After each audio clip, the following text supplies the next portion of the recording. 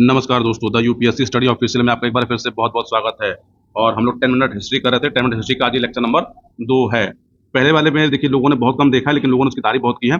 तो आपसे एक रिक्वेस्ट है कि यदि आप इसको देख रहे हैं तो चैनल को लाइक, सब्सक्राइब, शेयर ज़रूर कर लीजिएगा और प्लीज़ आपको वीडियो पसंद आए या ना पसंद आए, आप लाइक या डिसलाइक ज़रूर किया करिए। इससे मुझे पता लगता है उसका कोई प्रभाव है कि नहीं है। देखिए, अब हम लोग इसको जल्दी-जल्दी कर लेते हैं, समय खराब नहीं करते हैं। तो देखिए, पोरफणी नदी के तट पर दसराग युद्ध लड़ा गया था। तो इस फैक्ट को याद रखिएगा कि दासराग युद्ध जो है, दासराग युद्ध ये पोरफणी नदी के तट पर लड़ा गया था। देखिए, आप इसको चाहे जैसे पढ़िए, पोरफणी नदी के तट पर दासराग युद्ध लड़ा गया था और इसका उल्लेख कहाँ पर? तो ऋग्वेद में है। ऋग्वेद में उल्लेखित दासराग युद्ध युद्ध जो है पोरफणी नदी के तट पर लड़ा गया था। पुराणों के 5 लक्षणों का उल्लेख जो है, वो हमें मत्स्य पुराण में मिलता है। पुराणों के 5 लक्षणों का उल्लेख हमको मत्स्य पुराण में मिलता है। ऋग्वेद में टोटल 1028 सूक्त दिए हुए हैं। तो ऋग्वेद में टोटल हमको 1028 सूक्त दिए हुए हैं। ऋग्वेद को अष्टक भी बोला जाता है, ऋग्वेद को अष्टक भी बोला जाता है, या फिर अष्टक को ऋग्वेद भी बोला जाता है। और ये हमको मिलान के लिए है। तो देखिए, ऋग्वेद का जो ब्राह्मण ग्रंथ है वो है कौस्तुकी और ऐतरेय ब्राह्मण। यजुर्वेद का ब्राह्मण ग्रंथ है शतपथ तैतरीय ब्राह्मण है। सामवेद का ब्राह्मण ग्रंथ कौन सा है? तो पंचविश, खडविश, अद्भुत और जैमिनी प्राप्तन है। और अथर्ववेद का एक ही ब्राह्मण है, वह गोपथ ब्राह्मण। स्मृति जो होते हैं ये वेदांग नहीं है। देखिए, वेदांग का मतलब क्या? जो वेदों के अंग हैं। तो स्मृति ग्रंथ जो होते हैं वो वेदांग नहीं है।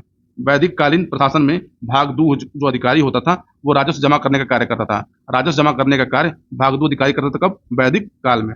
वह ग्रंथ जिसमें आयुर्वेद शब्द का प्रयोग हुआ था, तो आयुर्वेद शब्द का प्रयोग सबसे पहले ऋग्वेद में किया गया है। याद रखिएगा, आयुर्वेद का प्रयोग ऋग्वेद में किया गया, यजुर्वेद में कंफ्यूज मत होइएगा। महाभारत ग्रंथ का एक और नाम है जिसको हम सतसहस्त्री संहिता भी बोलते हैं। तो महाभारत ग्रंथ को सतसहस्त्री संहिता बोलते हैं। गायत्री मंत्र जो है वो गायत्री मंत्र हमको ऋग्वेद से लिया गया है। आप एक काम कर बताइएगा कि गायत्री मंत्र कौन से मंडल से लिया गया है। गायत्री मंत्र के नाम से प्रसिद्ध मंत्र जो है वो कहाँ मिलता है? तो ऋग्वेद में मिलता है। किस मंडल में मिलता है आप कमेंट करके बताएंगे।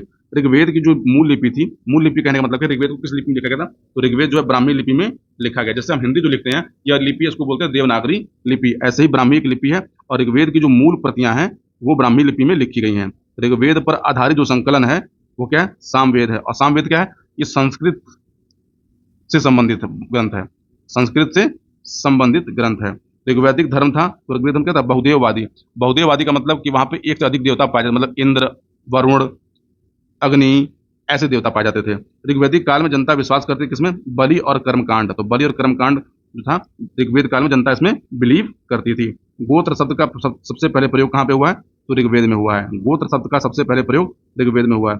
ऋग्वेद में सर्वाधिक संख्या में जो मंत्र हैं वो इंद्र को संबोधित करके लिखे गए हैं या बोले गए हैं। ऋग्वेद में सर्वाधिक जो मंत्र हैं वो इंद्र को समर्पित हैं। सबसे जो प्राचीन वेद है वो ऋग्वेद हमारा है।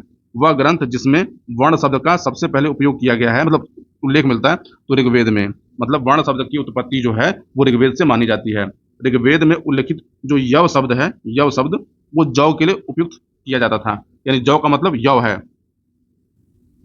देखिए, फिर से क्वेश्चन आ गया कि ऋग्वेद में उल्लेखित प्रसिद्ध 10 राजाओं का युद्ध, या जिसको दसराग युद्ध बोलते हैं, तो परफणी ने रावी नदी के किनारे लड़ा गया था। आज का उसका नाम क्या है? रावी नदी है। पहले उसका नाम क्या था? परफणी नदी था। ऋग्वेद काल में प्रारंभ में महत्वपूर्ण मूल्यवान संपत्ति समझा जाता था किसको? तो गाय। गाय उस समय सबसे मूल्यवान जंतु थी, इसलिए गाय को अगन्या भी बोला जाता था। देखिए, वैदिक काल में अगन्या किसे बोलते थे? गाय को। अगन्या मतलब जिसका वध न किया जा सके। वैदिक साहित्य जिसमें मोक्ष की चर्चा मिलती है उपनिषदों में, यानी उपनिषदों में मोक्ष की चर्चा हमको मिलती है। वैदिक देवताओं में पुरोहित माना जाता था तो बृहस्पति को। देखिए, बृहस्पति जो थे वो देवताओं के गुरु थे, इसलिए इनको पुरोहित की संज्ञा दी जाती थी। उत्तर वैदिक काल में आर्य संस्कृति का धुर समझा जाता था किसको? तो कुरु और पंचाल महाजनपद थे। इन महाजनपदों को उत्तर वैदिक काल में आर्य संस्कृति का केंद्र समझते थे। धुर का मतलब होता है केंद्र। वैदिक कर्मकांड में होता का संबंध किससे था? तो ऋग्वेद से था। यानी जो ऋग्वेद को पढ़ने वाला व्यक्ति होता था उसको हम होता बोलते थे। कब? तो वैदिक काल में। आरंभिक वैदिक साहित्य में सर्वाधिक वर्णित नदी कौन सी है? तो सिंधु है। कंफ्यूज मत होइए, गंगा का उल्लेख का में सबसे अधिक बार जो उल्लेख किया गया है तो सिंधु नदी का किया गया है। ठीक। ऋग्वेद में मातृतमा, देवीतमा, नदीतमा जो है वह सरस्वती नदी को संबोधित किया गया है। ऋग्वेद में मातेतमा, देवीतमा और नदीतमा नाम से सरस्वती नदी को संबोधित किया गया है। शुक्ल यजुर्वेद की संहिता वाजस्नेयी है। शुक्ल यजुर्वेद की संहिता क्या है? तो वाजस्नेयी है। शतपथ ब्राह्मण में उल्लेखित राजा विदेह माधव से संबंधित ऋषि थे, तो ऋषि गौतम राहुगण, यानी ऋषि गौतम जो राहुगण थे वो राजा विदेह माधव से संबंधित थे।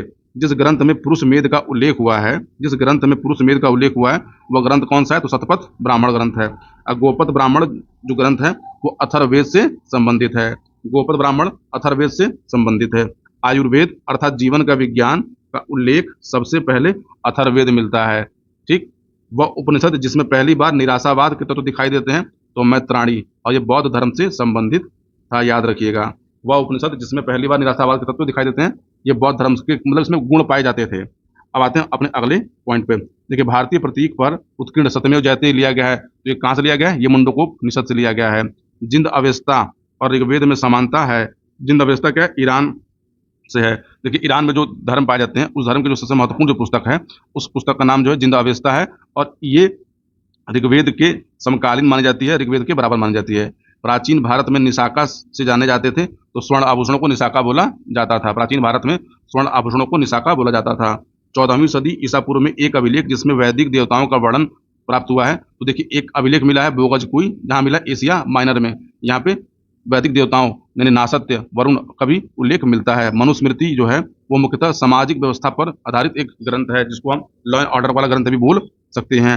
वह उपनिषद जिसमें आध्यात्मिक ज्ञान के विषय में नचिकेता और यम का संवाद प्राप्त होता है, तो वो कौन सा है? कठोपनिषद है। कठोपनिषद में कठोपनिषद में यम और नचिकेता का संवाद है।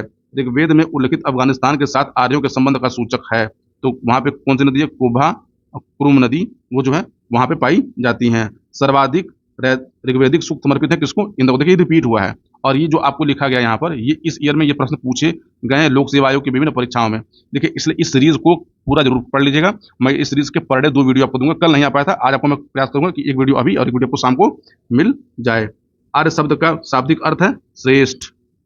अधर्व्यू का अर्थ है यज्ञ करने वाले पुरोहित को अधर्व्यू बोला जाता है।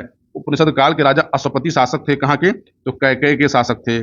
सर्ग, प्रतिसर्ग, वंश, मनवंतर और वंशानुचरित संकेतक किसके हैं? तो पुराणों के संकेतक हैं। भारत का प्रथम विधि निर्माता किसको मानते हैं? तो मनु को मानते हैं। प्राचीन काल के महान विधि निर्माता कौन थे? तो मनु थे। कौशे शब्द का प्रयोग किया गया तो किसके लिए करते थे? रेशम के वस्त्रों के लिए कौशे शब्द का प्रयोग करते थे। क्लासिकीय संस्कृति में आर्य शब्द का अर्थ है एक उत्तम व्यक्ति। देखिए, आर्य का जो शाब्दिक अर्थ है एक उत्तम व्यक्ति या फिर एक अच्छा व्यक्ति है। ऋग्वेद क्या है? तो स्रोतों का संकलन है, और मैंने आपको बताया कि ऋग्वेद में कितने हैं? 28 सूक्त हैं। ठीक। इतिहास शब्द का उल्लेख मिलता है कहाँ पर? तो अथर्ववेद में। इतिहास शब्द की उत्पत्ति यानी उल्लेख सबसे पहले कहाँ मिलता है? अथर्ववेद में मिलता है। ऋग्वेद में उल्लेखित 10 राजाओं का संग्राम कहाँ पर हुआ था? तो परभणी नदी के किनारे हुआ था। देखिए, इसी के साथ हमारा जो है जीएस का जो वीडियो ये भी समाप्त होता है। आप जितनी बार हो सके इतनी बार सुनिए, ये चीज़ें आपको सुन सुन के याद होंगी। वीडियो आपको पसंद आ रहा होगा तो लाइक डिसलाइक जरूर करिएगा। और देखिए, इतिहास का तो वीडियो चल ही रहा है, इसके साथ में एक सब्जेक्ट और भी स्टार्ट करने सोच रहा हूँ। इतिहास के साथ पॉलिटी भी स्टार्ट कर दिया है। मतलब आपको एक वीडियो पॉलिटी का और एक वीडियो हिस्ट्री का रोज मिलना स्टार्ट हो जाए, जिससे आपकी तैयारी में देखिए इन प्रश्नों को सुनने का फायदा क्या है कि आप जब यूपीपीएससी का पेपर देंगे, चाहे आरओ का जो पेपर देंगे, उस पेपर में आपको इल्मिनेशन से बहुत सहायता मिलेगी।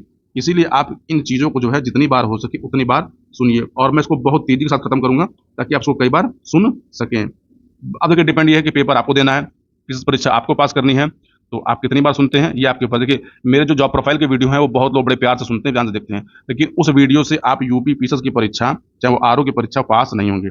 उसके लिए आपको मेहनत करनी होगी। मेरे से जितना एफर्ट हो सकता है, जितना मैं कर सकता हूँ अपने कम समय में, उतना आपके लिए कर रहा हूँ। मैं फिर से बोल रहा हूँ कि इन वीडियो को फॉलो जरूर कर लीजिए, ये आपके बहुत काम आने वाले हैं। तो मिलते हैं अगले वीडियो में, तब तक के लिए बहुत बहुत धन्यवाद। अपना ख्याल रखें।